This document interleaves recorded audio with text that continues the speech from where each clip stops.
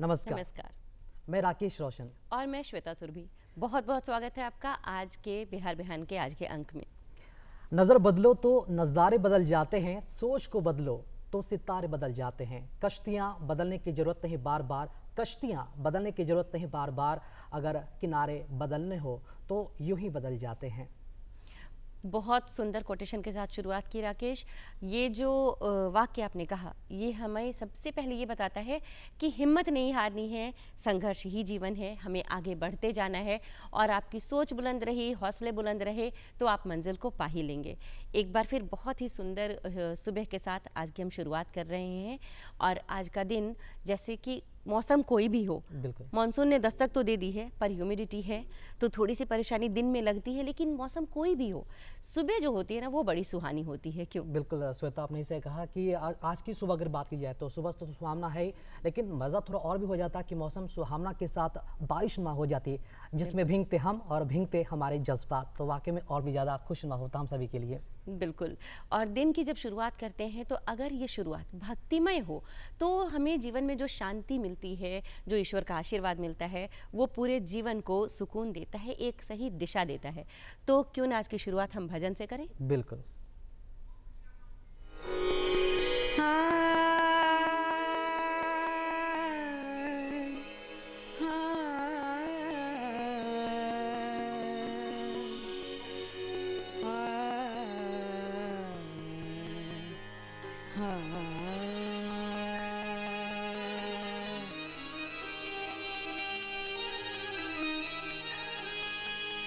मैं तो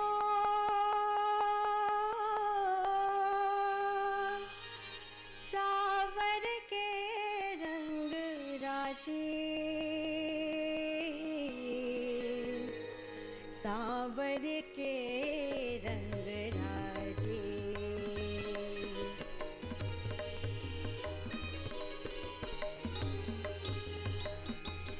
मैं तो सावर के रंग राजी, सावर के रंग राजी, सावर के रंग राजी, मैं तो सावर के रंग राजी। साज श्रृंगार बांध पग घूंघर, साज श्रृंगार बांध पग घूंघर, लोक लाज तज नाची, सावर के रंग नाची, सावर के रंग राजी, मैं तो सावर के रंग राजी।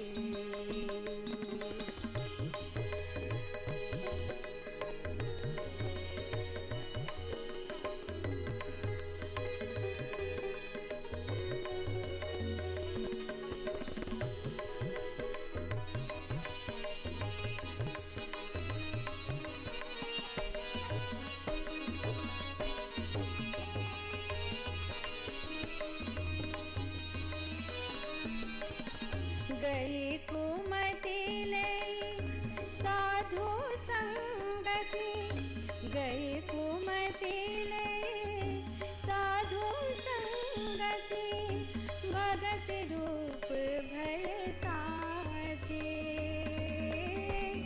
भगत रूप भय साचे, गाय गाय हरि के गुण निस दिन, गाय गाय हरि के गुण निस दिन, भगत रस ले जाची, भगत रस ले जाची, सावर के रंग राजी, मैं तो सावर के रंग राजी।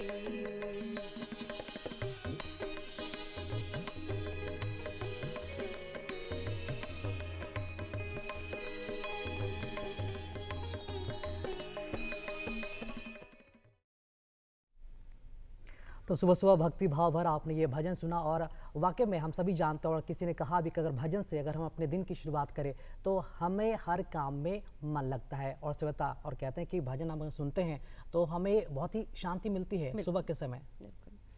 और अगर हम भजन को सिर्फ सुन लें तो ऐसा नहीं है, उसके जो भाव होते हैं उसे अपने जीवन में उतारना होता है। और कुछ ऐसा ही होता है अनमोल वचनों के साथ। अनमोल वचन हम सुनते हैं, पढ़ते हैं, लेकिन केवल सुनना या पढ़ना नहीं है, बल्कि उन्हें अपने जीवन में उतारना है ताकि वे हमारे जीवन को एक सही शेप दे सकें।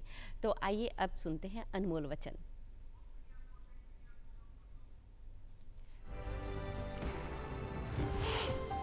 व्यक्ति अपने विचारों से निर्मित प्राणी है। वह जो सोचता है वही बन जाता है। महात्मा गांधी। मेरा मन मेरा मंदिर है। मैं किसी को भी अपने गंदे पांव के साथ मेरे मन में नहीं गुजरने दूंगा। महात्मा गांधी।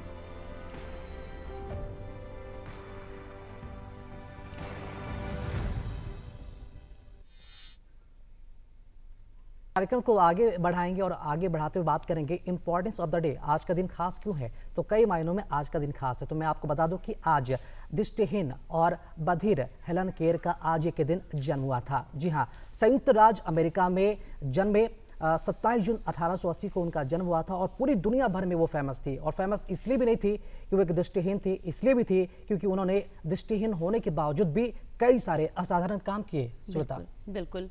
हेलेन केलर एक ऐसा नाम है, हेलेन एडम्स केलर, जिन्होंने दृष्टिहीनों और बधिरों के लिए एक नई दुनिया बनाई।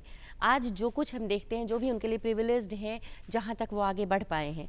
आप सोचिए, एक ऐसी लड़की जिसने बहुत गोद में जब वो थी तभी उन्होंने अपनी दृष्टि खो दी और सुनने की क्षमता खो दी। उसके बावजूद उन्हें लोग मिले, उनके शिक्षक, उनके गुरु, और उनके साथ उन्होंने जब बढ़ा तो ये नहीं कि केवल अपनी ज़िंदगी को सुधारा, बल्कि उन्होंने दुनिया में वो काम, असाधारण काम किया, लोगों के लिए प्रेरणा बनी। खास करके ऐसे दिव्यांग जो सुन नहीं सकते, देख नहीं सकते, उनके लिए जो वो प्रेरणा स्रोत बनी, वो कैसे बनी और कहाँ तक आज पहुँची है, उनकी जो प्रेरणा है वो कहाँ तक इन लोगों के लिए एक नई दुनिया बनाई है, ये देखते हैं आज के इस कहानी में। हेलेन एडम्स केलर एक अमेरिकी लेखक, राजनीतिक कार्यकर्ता और आचार्य थी। वह कला स्नातक की उपाधि अर्जित करने वाली पहली बधिर और दृष्टिहीन महिला थी। एनी सुलेवन के प्रशिक्षण में 6 वर्ष की अवस्था से शुरू हुए 49 वर्षों के साथ में हेलेन सक्रियता और सफलता की ऊंचाइयों तक पहुंची। हेलेन केलर यकीनन पार्किंसन की सबसे प्रसिद्ध छात्रा है। उनकी शिक्षिका एनी सुलेवन दूसरे स्थान पर है।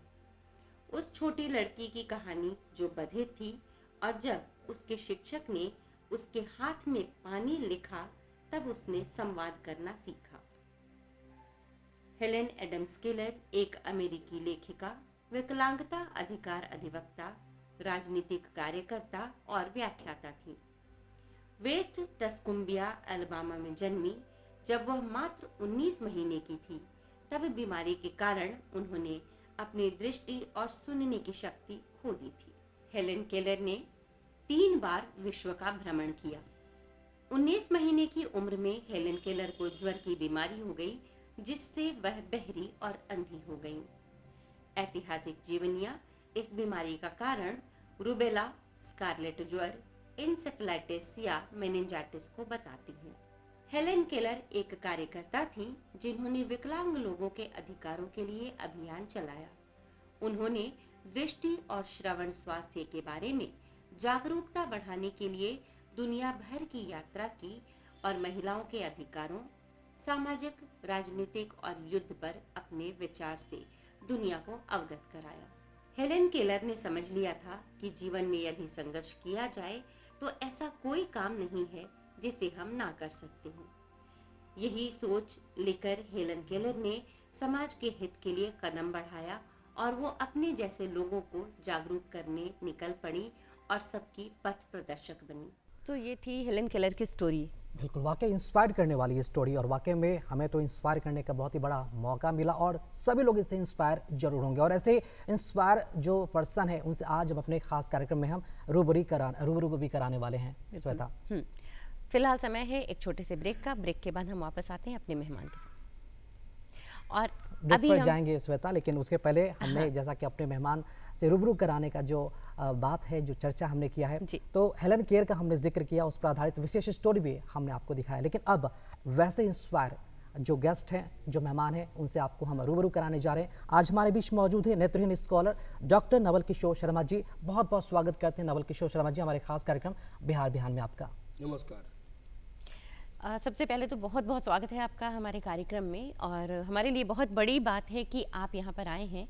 आपके जीवन से हमें बहुत प्रेरणा मिलती है, जो आपका जीवन का सफ़र रहा। सबसे पहले ये जानना चाहेंगे नवल सर कि ये शुरुआत कैसे हुई, आपका बचपन कैसा गुजरा?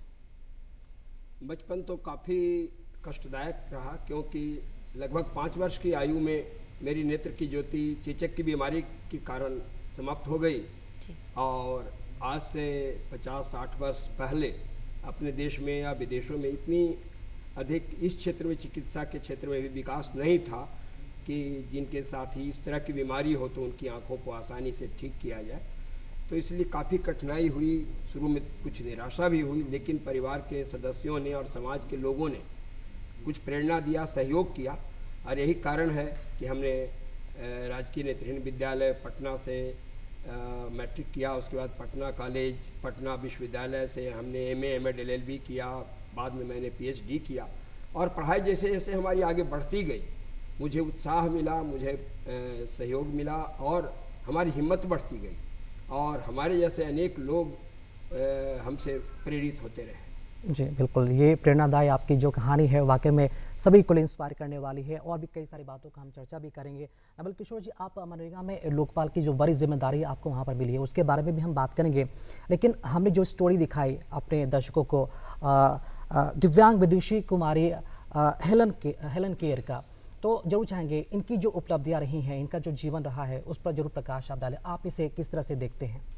कुमारी केलर जन्म से सामान्य बालिका थी, किंतु लगभग 20 माह की उम्र में टाइफाइड की बीमारी से उनकी नेत्र की ज्योति जाती रही, और धीरे धीरे वो बोलने और सुनने में भी असमर्थ हो गई। बावजूद इसके उनके परिवार के लोगों ने बहुत हिम्मत से काम लिया, और वहाँ की अमेरिका की एक इंस्टीट्यूट है, पार्किंस इंस्टीट्यूट फॉर द ब्लाइंड, वहाँ के निदेशक महोदय को उनके पिताजी ने एक पत्र लिखा, क्योंकि वो सेना के कन्फेडरेट कैप्टन थे और एक स्थानीय अखबार के संपादक भी थे। उनके परिवार में पढ़े लिखे लोग थे, तो इससे उनकी पढ़ाई लिखाई का काम आरंभ करने में सहूलियत हुई।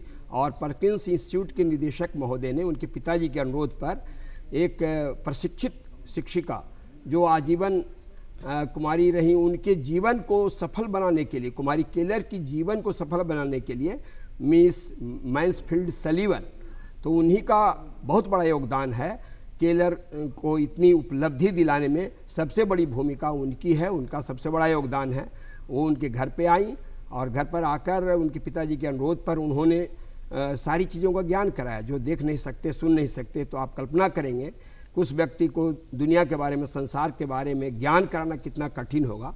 तो पहले उन्होंने जब उनके घर पे आई तो सलीवन जी ने उन्हें पानी के सामने वो ले गई उनको, और उनके हाथ पर वो पानी का जो झरने से पानी गिर रहा था वो उनके हाथ के सामने किया, पानी के सामने उनके हाथ को किया, और उन्हें बाद में समझाया वाटर, उसका स्पेलिंग लिख करके, और फिर ब्रेल लिपि के माध्यम से भी उन्होंने इन सारी शिक्षाएं उन्हें दी, जिससे वो आगे बढ़ने में काफ़ी सफल हुई। जी, तो ये तो उनकी जीवनी की, उन्होंने कैसे सीखा, कैसे आगे बढ़ी, और उनकी उपलब्धियां क्या रही अपने कुमारी केलर की उपलब्धियां इतनी हैं कि सारी उपलब्धियों की चर्चा शायद हम लोग सीमित समय में बहुत नहीं कर पाएंगे। उनकी शिक्षा तो 6 वर्ष की उम्र में आरंभ हुई थी उनके घर पे, किंतु उनकी शिक्षिका के सही मार्गदर्शन के कारण हार्वर्ड विश्वविद्यालय, जो बहुत प्रतिष्ठित विश्वविद्यालय रहा है और है अमेरिका का, तो हार्वर्ड विश्वविद्यालय के रेडक्लिफ कॉलेज में उनका नामांकन कराया गया उच्च शिक्षा के लिए, और वहाँ से उन्होंने पढ़ाई की, BA स्नातक करके। और उन्होंने केवल पढ़ाई नहीं की, उन्होंने अनेक पुस्तकों की रचना की। उन पुस्तकों से भी हम लोगों को या आम लोगों को काफ़ी प्रेरणा मिलती है, क्योंकि नेत्रहीन और मुखबधिर होने के बावजूद उन्होंने जो किताबें बहुत सारी लिखी हैं, एक तो कि उन्होंने अपने जीवन के बारे में लिखा है, the story of my later life. कुल उन्होंने लगभग 14 पुस्तकों की रचना की है, आपको जानकर खुशी होगी। और उनकी रचित पुस्तकों में एक पुस्तक का जिक्र तो मैंने किया, फिर दूसरी किताब है लाइट इन माई डार्कनेस। इस किताब में भी उन्होंने अपनी सारी परिस्थितियों का उल्लेख करते हुए किस तरह से उनके जीवन में उजाला आया, किस तरह से उनके जीवन में खुशी आई, किस तरह से उनके जीवन में प्रकाश आया, इसका उल्लेख है। उसके बाद उन्होंने एक पुस्तक लिखा है the world in live in and optimism, the faith of Helen Keller आदि अनेक पुस्तकें उन्होंने लिखी। इन पुस्तकों में बहुत सारे ज्ञान की बातें हैं जो कि उन सारी पुस्तकों को पढ़कर एक सामान्य व्यक्ति भी काफ़ी प्रेरणा ग्रहण कर सकते हैं। और एक उनका बहुत महत्वपूर्ण कथन है, ऐसे तो बहुत सारी बातें उन्होंने कही है।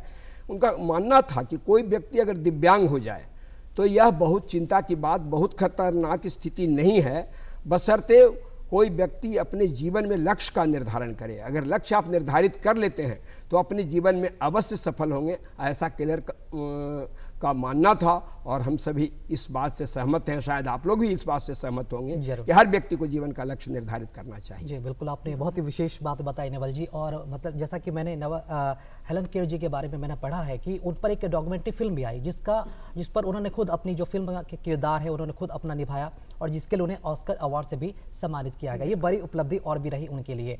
तो हम आपके बारे में अब जानना चाहेंगे नवल जी, क्योंकि अगर हम बात करें दिव्यांग जनों के प्रति, उन लोगों के लिए कोई खास अधिनियम की जानकारी आप देना चाहेंगे जिसके कारण वो लाभान्वित हो शिक्षा के क्षेत्र में, रोजगार के क्षेत्र में? देखिए, ऐसे ब्रेल लिपि के माध्यम से तो हम लोग बहुत कुछ हासिल कर लेते हैं। ब्रेल को बढ़ावा देने के लिए भी सरकार ने कुछ कानून बनाए और इसका आविष्कार लुई साहब ने किया था, आप सभी जानते होंगे। लेकिन भारत सरकार ने समय समय पर कुछ अधिनियम कानून बनाए हैं दिव्यांगजनों से संबंधित। 1995 में बना था शुरू एक्ट हम लोग से संबंधित, लेकिन उस अधिनियम में बहुत सारी कमियां थी। इसलिए हम लोगों ने सरकार से अनुरोध किया, यह मांग रखा सरकार के सामने, भारत सरकार के सामने, कि उस अधिनियम में बहुत सारी जो कमी है उसको दूर करने के लिए एक नया कोई कानून लाया जाए। और वर्तमान जो सरकार है भारत सरकार, उस सरकार के पहल पर दिसंबर 2016 में लोकसभा से एक कानून पारित हुआ दिव्यांगजनों से संबंधित।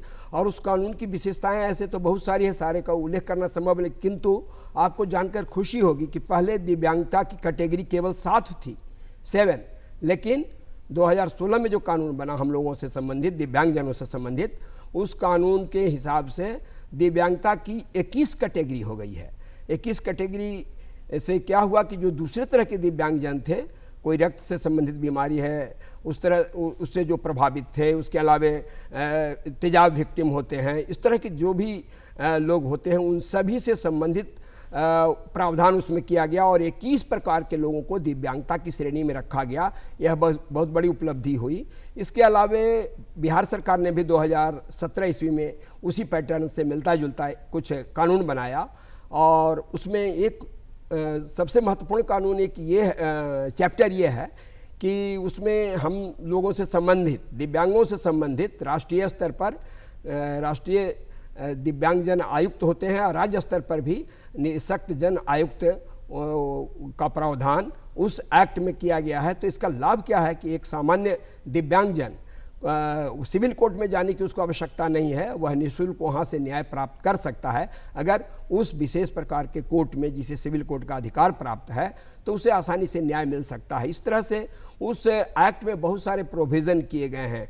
नौकरियों में दिव्यांगजनों के लिए पहले 3% आरक्षण की सुविधा थी, अब 4% आरक्षण दे दिया गया है और सभी सेवाओं में, सभी कैटेगरी में, क्लास 1, 2, 3, 4। इसका सबसे बड़ा बेनिफिट क्या है कि आज हमारे जैसे दिव्यांग, दृष्टिहीन, अस्थिर दिव्यांग और दूसरे तरह के जो दिव्यांग हैं वे आज IAS के रूप में भारत में विभिन्न स्थानों पर अपनी सेवाएं दे रहे हैं। तो आप कल्पना कर सकते हैं कि एक्ट बनने से, अधिनियम बनने से हमारा कार्य क्षेत्र कितना बढ़ा है, हमारा स्कोप कितना बढ़ गया है। जी, और सच में ये बहुत बड़ी बात है जिस अधिनियम की आपने बात की और जिस तरीके से लोगों को यहाँ सुविधा मिल रही है और दिव्यांगजनों के लिए बहुत व्यापक रूप से ये सुविधाएं हैं और उन्हें बहुत सारे प्रिविलेज दिए गए। तो ये तो एक बात है। बहुत सारी बातें हम कर रहे हैं यहाँ पर नवल सर से, उनके बारे में, हेलन केलर और बाकी चीज़ों के बारे में। एक बहुत ख़ास बड़ी बात है राकेश, और वो है इनका एक और गुण कि लोक संगीत से ये बहुत गहराई से जुड़े हुए हैं। और हमें ये पता चला है कि आप गाते भी हैं, लोक संगीत में आपका जो रुचि है आपकी, तो हम ज़रूर आपसे कुछ सुनना चाहेंगे। वैसे तो मैं मगही भाषा में लिखता भी हूँ, गाता भी हूँ, भोजपुरी भी मैं गाता हूँ। जी। तो मैं संक्षेप में 2 प्रेरणा गीत मैं आपको स्थाई और एक अंतरा मैं सुनाना चाहूँगा। सुनो साथियों न बुनो सपनों के जाल, आंधियों के बीच करते रहो कमाल। सुनो साथियों गिर रहे जो राह में उठा के तुम चलो, बढ़ रहे जो राह में बढ़ा के तुम चलो। गिर रहे जो राह में उठा के तुम चलो, बढ़ रहे जो राह में बढ़ा के तुम चलो। चलो तू ऐसी चाल में, चलो तू ऐसी चाल में कि भाग जाए काल। आंधियों के बीच करते रहो कमाल, करते रहो कमाल। दूसरा एक प्रेरणा गीत है। न हो साथ कोई अकेले बढ़ो तुम, सफलता तुम्हारी चरण चूम लेगी। न हो साथ कोई अकेले बढ़ो तुम, सफलता तुम्हारी चरण चूम लेगी। वही बीज पनपना जिसे था, घुना क्या किसी के उगा है। अगर बढ़ सको तो बढ़ो सूर्य से तुम, सफलता तुम्हारी चरण चूम लेगी। सफलता तुम्हारी चरण चूम लेगी। क्या बात क्या है, बात, बहुत क्या ही बात, खूब है। ये बहुत। बहुत ही मोटिवेशनल था, बहुत हम सभी के लिए और दिव्यांगजन जो हैं वो उनके लिए भी, क्योंकि आप हमारे इस कार्यक्रम में आए, आपने जो अपना अनुभव साझा किया, इससे दूसरे दिव्यांगजन भी और जो सामान्य लोग हैं वो भी बहुत ही प्रेरित होंगे। क्योंकि अगर कोई दृष्टिहीन व्यक्ति कोई असाधारण काम कर सकता है तो जो सामान्य व्यक्ति वो कितना आगे जा सकता है, और आपके गीतों के माध्यम से वो सफलता जरूर हासिल करेगा। क्यों दिव्या? बहुत ही प्रेरणादायक ये मुलाकात रही आपसे। आपने इतना वक्त दिया, इतनी अच्छी जानकारियाँ दी और इतने अच्छे से बातचीत। ब्रेल मैं देख रही हूँ, देखते जा रहे हैं, इसके साथ साथ हमने बहुत सारी बातें की, बहुत जानकारियाँ मिली। तो नवल सर, आप हमारे कार्यक्रम में आए, अपना इतना कीमती वक्त दिया और इतनी अच्छी जानकारियाँ दी, इसके लिए आपका बहुत बहुत धन्यवाद। हेलेन केलर के बारे में बहुत कुछ आपको बताया, क्योंकि आज उनकी जयंती है, बहुत सारी बातें हुई। लेकिन इसी से संबंधित हमारे अगले मेहमान हैं, आज के खास मेहमान, जिनसे हम बात करेंगे आँखों की देखभाल, दृष्टिहीनों की जो उनका इलाज होता है उनके बारे में, कैसे ब्लाइंड्स का होता है।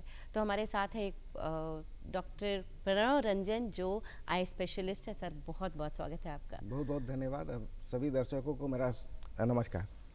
तो प्रणव सर हमारे साथ हैं, इनसे हम बहुत सारी जानकारियाँ लेंगे और जानेंगे कि सबसे पहला सवाल यही है कि आंखों पर तो बहुत सारे सवाल होंगे, लेकिन जो ब्लाइंडनेस है, जो अंधापन है, वो कभी जन्मजात होता है, कभी एक्सीडेंटल होता है।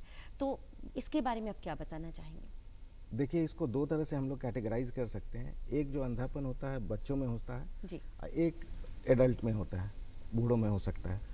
तो जो बच्चों में जो होता है वो जन्म के साथ शुरू हो सकता है। जैसे कि जो बच्चे अपने 40 सप्ताह में जो होना चाहिए, जिनका जन्म प्री मैच्योर हो जाए, तो उनमें रेटिनोपैथी और प्री मैच्योरिटी के चलते ब्लाइंडनेस हो सकता है।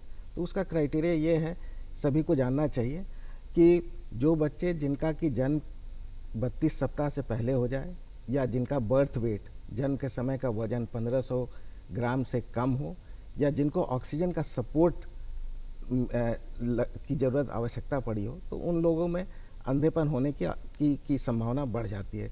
तो उसके लिए ये आवश्यक है कि उनका आंखों का जांच एक आई स्पेशलिस्ट से हर एक 4 सप्ते में कम से कम 44 सप्ते के जब तक नहीं हो जाते हैं तब तक उनका होना चाहिए। तो ये तो बच्चों में हो गया। इसके अलावा जब बच्चों में जो है विटामिन ए की डेफिशिएंसी अधिक देखी जाती है, जिसके चलते आंखों की पुतलियाँ सफ़ेद हो सकती है, आंखों में कॉर्नियल अल्सर हो सकता है, नाइट ब्लाइंडनेस से शुरू होती है, आंखों की चमक कम हो जाती है। और अगर इस बीमारी को बढ़ने दिया जाए तो आँखों की पुतलियाँ बिल्कुल ख़राब हो जाती है, जैसे हम उसे केराटोमलेशिया कहते हैं। तो उस स्थिति में बच्चों को नहीं जाने देना चाहिए। उसके रोक के लिए जो विटामिन ए की अधिक मात्रा जो है सो बच्चों में खाने पीने में देना चाहिए, जैसे गाजर, पपीता, पालक साग, दूध, मछली, अंडा का सेवन करना चाहिए। इसके अलावा साफ़ सुरक्षित पानी और खान पीन का इस्तेमाल करना चाहिए, क्योंकि डायरिया एक ऐसा बीमारी है जिसके चलते विटामिन ए का लॉस होता है उन लोगों में। और माताओं के जन्म के समय में जो ब्रेस्ट फीडिंग होता है उसमें एक कोलेस्ट्रम होता है, उसको अवश्य पिलाना चाहिए, उससे उसका इम्यूनिटी बच्चों का बढ़ता है। तो बच्चों में आमतौर पर शुरू वाले दौर में इन बीमारियों से उनकी आंखों की रोशनी जा सकती है। इसके अलावा बहुत से बच्चों में, बहुत से तो नहीं, कुछ बच्चों में कॉन्जेनाइटल कैटरेक्ट मोतियाबिंद भी हो सकता है, कुछ में ग्लूकोमा या काला मोतिया भी हो सकता है। बच्चों में अधिकतर चोट की वजह से रोशनी जा सकती है, खास करके त्यौहार के समय में चोट या कोई भी एक्सीडेंट से हो सकता है, या एसिड या एल्कली आँखों में चली जाए, एसिड अटैक या किसी भी तरह से। तो ये सब चीज़ों में बच्चों की आंखों की रोशनी जा सकती है। दूसरे अगर हम बड़ों के बारे में बात करें तो बड़ों में अधिकतर देखा गया है कि 5-6 बीमारियां हैं जिसमें कि आंखों की रोशनी जा सकती है, जिसको रोका जा सकता है, प्रिवेंट किया जा सकता है, जिसमें कि एक तो कैटरैक्ट है, मोतियाबिंद है। जी। तो मोतियाबिंद अक्सर बूढ़ों में देखा जाता है, अक्सर। इसका ये मतलब नहीं है कि पहले नहीं हो एक जाए, एज हो जाने वही। के एज होने के बाद उन लोगों में देखा जाता है। तो उसमें धीरे धीरे रोशनी जाती है और उसका शल्य चिकित्सा द्वारा उसका इलाज हो सकता है। दूसरा एक एडल्ट में, बूढ़ों में जो अक्सर पाया जाता है वो है ग्लूकोमा, काला मोतिया का जी। बीमारी। जी। तो काला मोतिया की बीमारी के लिए हम लोग कहते हैं कि हर एक व्यक्ति को 40 वर्ष के बाद एक eye examination, comprehensive eye examination, केवल काला मोतिया को ही फाइंड आउट करने के लिए नहीं बल्कि अन्य बीमारियों को भी का पता उससे चल जाता है। तो काला मोतिया एक ऐसा है जिससे कि आंखों का प्रेशर बढ़ा रहता है। आंखों के प्रेशर के बढ़ने के चलते आंखों के अंदर का जो ऑप्टिक नर्व नस है उस पर उसका प्रभाव पड़ता है, वो सूखने लगता है। जी, जी। तो उसको बचाया जा सकता है दवा के द्वारा, शल्य चिकित्सा के द्वारा तो ये जो और जांच है लेजर के ये द्वारा। कितने दिनों पर कराना चाहिए? इसका ड्यूरेशन क्या होगा जांच कराने का? ये जांच कराने के लिए वेस्टर्न कंट्री में कहा जाता है कि हर एक प्रति वर्ष 40 वर्ष के ऊपर वाले आयु के व्यक्ति को करा लेना साल में चाहिए, एक बार। कराना जी। चाहिए। लेकिन यह है कि हिंदुस्तान में, भारत में चिकित्सा सुविधा बहुत ज़्यादा अधिक उपलब्ध नहीं होने के कारण कम से कम 2 से 3 वर्ष में अवश्य कराना चाहिए। और 40 वर्ष के बाद तो एक बार आई का एग्जामिनेशन, कॉम्प्रिहेंसिव एग्जामिनेशन अवश्य करा लेना चाहिए। इसके अलावा 2-3 और बीमारियां हैं, जैसे डायबिटिक रेटिनोपैथी है। जी। डायबिटीज़ के चलते आंखों में बीमारी होती है जिसके चलते अंधापन आ सकता है, उसको भी रोका जा सकता है डायबिटीज़ को कंट्रोल करके, आंखों में लेज़र करके। बहुत से दवाएं आ गई जिससे कि उसका प्रिवेंशन हो सकता है। एक ब्लड प्रेशर के चलते हाइपरटेंसिव रेटिनोपैथी होती है, उससे भी आंखों की रोशनी जा सकती है। अचानक विट्रेस हैमरेज हो सकता है, विट्रेस हैमरेज होने के चलते रोशनी जा सकती है, उसको भी रोका जा सकता है। और बहुत एज वाले व्यक्ति जो 65 या 70 साल के हैं उनमें मैकुलर डीजनरेशन, रेटिनल डिटैचमेंट वगैरह है। ये सारे बीमारियां हैं जो कि आमतौर पर बच्चों से बूढ़ों में देखी जाती है। जी, कई ऐसी बातें आपने बताई डॉक्टर साहब जिसमें हमें सावधानियां बरतने की भी आवश्यकता है, और कई बार तो ऐसी होती है कि लापरवाही की वजह से हमारी दृष्टि जो है वो चली जाती है। अमूमन बच्चों में भी देखने को मिलता है, या फिर बड़ों के भी कभी कभी कुछ हादसे के शिकार हो जाते हैं। तो ऐसी कई सारी बातें हैं।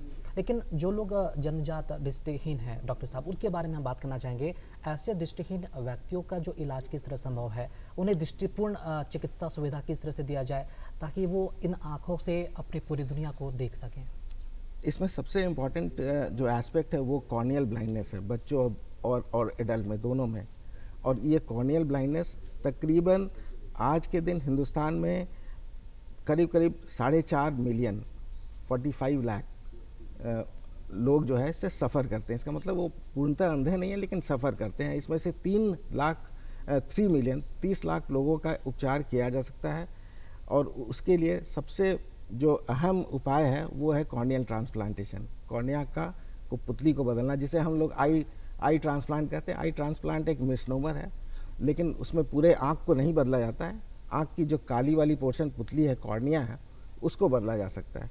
तो इसके लिए आज के दिन हमारे भारतवर्ष में बहुत से आई बैंकिंग सिस्टम एक क्रिएट किया हुआ है। नेशनल आई बैंक है, स्टेट आई बैंक है, डिस्ट्रिक्ट आई बैंक है, उसकी संरचना है जो कि मृत्यु के बाद व्यक्ति जो है आई डोनेशन वहाँ पर जाके कर सकते हैं। एक अहम मुद्दा इसमें यह आता है कि कौन से व्यक्ति आई डोनेशन कर सकते हैं और कैसे कर सकते हैं।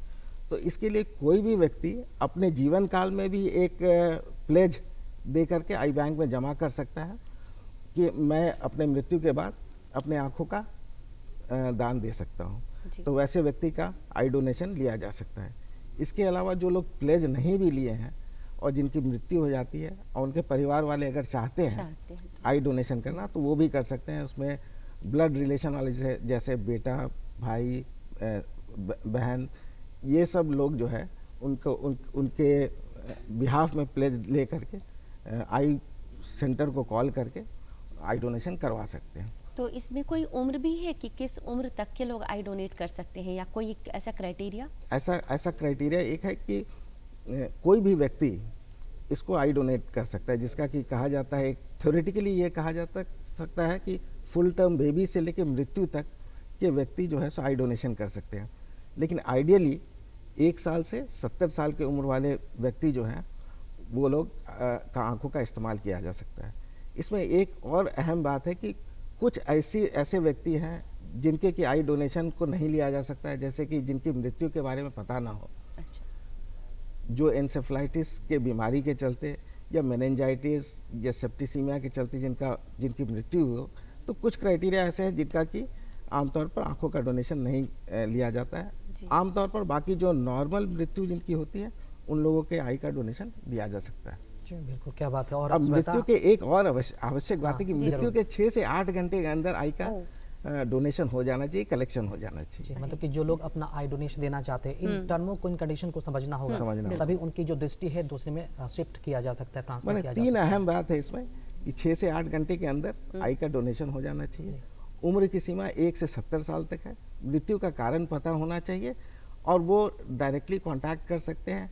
अगर वो प्लेज मरीज जो जिनकी मृत्यु हो गई वो अगर प्लेज नहीं भी लिए हो तो उनके जो ब्लड रिलेशन वाले व्यक्ति जो है फर्स्ट लाइन में वो कॉल करके आई डोनेशन करवा सकते हैं। जी बिल्कुल, ये कितनी बड़ी बात है सुब्रता कि मतलब कि हमारे पास आंखें हैं, जिन आंखों से पूरी दुनिया को देखते हैं। भारत पे विविधता की जो एकता है और हरियाली की जो सुंदरता है, उन तमाम अपनी आंखों से हम देखते हैं और कुदरत ने जो हमें ये नायाब तोहफा दिया है, इसका हमेशा ही ख्याल रखना चाहिए। तो डॉक्टर साहब, हम ये जानना चाहेंगे वो सवाल जो अमूमन सभी लोगों के लिए बहुत ज़रूरी हो जाते हैं। अपने दिनचर्या में कई ऐसे काम भी करते हैं, बाहर हम जाते हैं, धूल भरे पोल्यूशन से थक कर वापस घर पे आते हैं, आंखों में कभी कभी जलन भी होता है। तो हम आम लोग कैसे अपने आंखों का खास ख्याल रख सकते हैं, विशेष देखभाल कर सकते हैं, ताकि किसी परेशानी से हम बच सकें, आंखों को होने वाली अनचाही परेशानी से बच सकते हैं? किस तरह का विशेष ध्यान रखने की आवश्यकता है? बिल्कुल सही आपने पूछा। सभी लोगों को, बच्चों और बड़ों को विटामिन ए जिस खाद्य पदार्थ हैं उनका सेवन अवश्य करना चाहिए, जैसे गाजर, पपीता, पालक, साग, दूध, मछली, अंडा, इन सब चीज़ों में विटामिन ए की अधिक मात्रा है, तो इसका सेवन करना चाहिए। दूसरी बात है कि बच्चों को खास तौर पर और बड़ों को भी चोट से बचना चाहिए जी। जैसे कि दिवाली, दशहरा वगैरह में पटाखे वगैरह से काफ़ी लोग जो है सो चोट लगा करके आते हैं, उसमें बच्चे लोग ज़्यादा देखे जाते हैं। तो इससे बचने के लिए उस समय जो है प्रोटेक्टिव ग्लासेस का इस्तेमाल होना चाहिए। दूसरे जो बड़े लोग जो इंडस्ट्री वगैरह में काम करते हैं, तो इंडस्ट्रियल इंजरी जो है चेहरा पर या हाथ पैर पर, इसमें आंखों में भी इंजरी जो है उन लोगों में देखी जाती है। तो उसके लिए भी इंडस्ट्री में काम करने वाले लोगों को इंडस्ट्रियल गॉगल्स जो है उसका इस्तेमाल करना चाहिए ताकि चोट से बच सके। और अगर उनको चोट लग जाए या किसी भी व्यक्ति का एक्सीडेंट होता है तो उसको तुरंत जो है एक आई स्पेशलिस्ट से दिखाना चाहिए। अगर नहीं दिखा पा रहे हैं तो साफ पानी से उसको धो करके एक general antibiotic, broad spectrum antibiotic डाल करके और यथाशीघ्र जहाँ तक संभव हो सके अस्पताल ले जाना चाहिए। जी, ये तो आंखों की देखभाल तो बहुत अच्छा सवाल किया राकेश आपने, और क्योंकि बहुत ज़रूरी है हमें जानना कि आंखों को किस तरह बचा करके रखें। आज हम बात कर रहे हैं ख़ास तौर पर जो दृष्टिहीनों के लिए जो देख नहीं सकते। तो किसी भी केस में या तो जन्मजात कोई दृष्टिहीन है या किसी वजह से रोशनी चली गई, किसी एक्सीडेंटल केस में, तो ये कहाँ तक वापस उनकी दृष्टि आ सकती, किस किस केस में ऐसा होता है कि वो दोबारा देख सकते हैं, आंखें ठीक हो सकती हैं? देखिए, आमतौर पर अगर किसी की दृष्टि अगर कैटरैक्ट से चली गई या ग्लोकोमा से जा रही हो, मैकुलर डिजेनरेशन हो, रेटिना की बीमारी या रेटिनल डिटैचमेंट हो, या डायबिटिक रेटिनोपैथी हो, या हाइपरटेंसिव रेटिनोपैथी हो, तो इन सब बीमारियों को रोका जा सकता है। अगर समय पर इसका इलाज शुरू हो जाएगा तो इसको रोका जा सकता है। कुछ बीमारियां ऐसी हैं बच्चों में जो जिसका कोई भी इलाज नहीं है, जैसे कि बहुत से कुछ बच्चे जो हैं बिना आँखों के पैदा होते, जिसे एनाप्थेल्मस कहते हैं, या छोटी आँखें रहती है, नॉन फंक्शनल या माइल्डली बहुत कम काम करने वाले आँखें होती है, उसे हम मेडिकल टर्म में बोलते हैं माइक्रोऑप्थेल्मस। तो ये सब कुछ ऐसी चीज़ें हैं जिसका इलाज आज के दिन संभव नहीं है। डॉक्टर साहब, ऐसी और भी कैसी सारी चीज़ें हैं, मतलब कि हमारी आंखों पर कब कब खतरा आता है, कब कब खतरा आ सकता है? बहुत सारे लोगों को इस बारे में जानकारी नहीं होती है, स्वयं मुझे भी जानकारी नहीं कि मेरे आंखों पर कब कब खतरा हो सकता है। कैसे इससे वो मतलब कि बच सकते हैं, इस रिस्क से कैसे बच सकते हैं वो? देखिए, जो बीमारियां मैंने कही हैं वो सारे बीमारी जो है उम्र के साथ आ सकती है। तो इसके लिए आवश्यक ये होता है कि एक समय सीमा से, जिसे हम कट ऑफ एज बोलते हैं 40 वर्ष, अगर आप नॉर्मल भी हैं, सारा चीज़ ठीक भी है, तो भी एक बार अपना कॉम्प्रिहेंसिव आई एग्जामिनेशन करवा लेना चाहिए। क्योंकि कुछ ऐसी बीमारियां हैं जो कि सिम्टम नहीं ज़्यादा क्रिएट करती हैं, शुरू में पता नहीं चलता, जैसे कि काला मोतिया या ग्लोकोमा है, वो एक साइलेंट थीफ है जी। शुरू के दौर में कुछ भी नहीं पता चलता है, क्योंकि दर्द होता है ना कुछ होता है, बिल्कुल। और आदमी की रोशनी धीरे धीरे कम होती जाती है, और वो तब एहसास उसको होता है जब उसकी रोशनी बहुत ही कम हो जाती है। तब वो जब आता है तो उसका इलाज संभव फिर नहीं है, क्योंकि जो ऑप्टिक नर्व जो डिजेनरेट कर जाता है, ऑप्टिक एट्रोफी में चला जाता है, सूख जाता है, उसको फिर वापस नहीं किया जा सकता है। तो इसका उपचार शुरू के दौर में ही हो जाना चाहिए, और आज के दिन में दवा के द्वारा या शल्य चिकित्सा के द्वारा ये सब मरीज की आंखों की रोशनी उनके जीवन भर तक बचाया जा सकता है, अगर वो टाइमली उसमें इंटरवेंशन हो जाए तो। मतलब यही कह सकते हैं, यहाँ भी वही बात काम आती है, prevention is better than cure. पहले से हमें ख्याल रखना होगा। तो समय हो गया है अब समापन की ओर, मतलब आपसे बातचीत जो करेंगे। एक चीज़ और खाली जस्ट जोड़ना चाहेंगे, चलते चलते एक संदेश जरूर लेना चाहेंगे आपसे। कंप्यूटर विजन सिंड्रोम, आजकल के बच्चे और बड़े लोग जो है सो कंप्यूटर पर अधिक समय व्यतीत कर रहे हैं। तो कंप्यूटर पे काम करने वाले आदमी लोग को मेरा संदेश यही है कि जब भी कंप्यूटर पर या स्क्रीन का जो भी काम करे, तो आँखों के पलक को ज़्यादा झपके, ब्लिंकिंग ज़्यादा करे। हर एक आधे घंटे में कम से कम 5 मिनट जो है सो कंप्यूटर के स्क्रीन को नहीं देख करके अपना नेचुरल बाहर के चीज़ को देखे, ताकि ब्लिंक उनका जो है और टीयर फिल्म जो है वो वापस आ जाए। और तीसरा, अंधेरे में काम नहीं करे, लाइटेड रूम होना चाहिए। रात के समय भी पूरे डार्क रूम में काम नहीं करे, कुछ थोड़ा मिनिमम लाइट होना चाहिए, उसमें वो काम करना चाहिए। तो ये सब चीज़ पर अगर ध्यान देंगे तो जी बिल्कुल। डॉक्टर साहब, आप हमारे इस खास कार्यक्रम में आए, अपने अनुभव साझा किए, और दृष्टि को लेकर आपने जो विशेष बातें बताई, हम सभी को उसका पालन करना चाहिए, ताकि अपने लाइफ में अगर हम स्वस्थ रहते हैं तो अपनी आंखों को भी स्वस्थ रखें, ताकि इस खूबसूरत दुनिया को हमेशा हम देखते रहे। बहुत बहुत शुक्रिया आपका हमारे खास कार्यक्रम में आने के लिए, अपना अनुभव साझा करने के लिए आपका बहुत बहुत धन्यवाद। दर्शकों को भी बहुत बहुत धन्यवाद। तो दर्शकों, ये थे आज के हमारे खास मेहमान, जिन्होंने नेत्र से जुड़े कई बीमारियों को बारे में बताया और भी कई सारी चीज़ों को लेकर यहाँ पर जानकारी दी। चलते चलते आपको दिखाएंगे अपना एड्रेस, यानी कि आज का हमारा कार्यक्रम बिहार अभियान का अंक आपको कैसा लगा, खत के माध्यम से जरूर बताइएगा। तो उठाएं कागज और कलम और नोट करें हमारा पता है कार्यक्रम बिहार अभियान, निदेशक DD बिहार, दूरदर्शन केंद्र, पटना, फ्रेजर रोड, पटना 800001। हमारा ईमेल ID है director@ddkpatna@gmail.com। तो आप अपने सुझाव, राय और विचार हम तक ज़रूर लिखें, क्योंकि ये बहुत महत्वपूर्ण है हमारे लिए। आपसे फिर होगी मुलाकात। आज के लिए हम लेते हैं आपसे विदा। तो बस नमस्कार।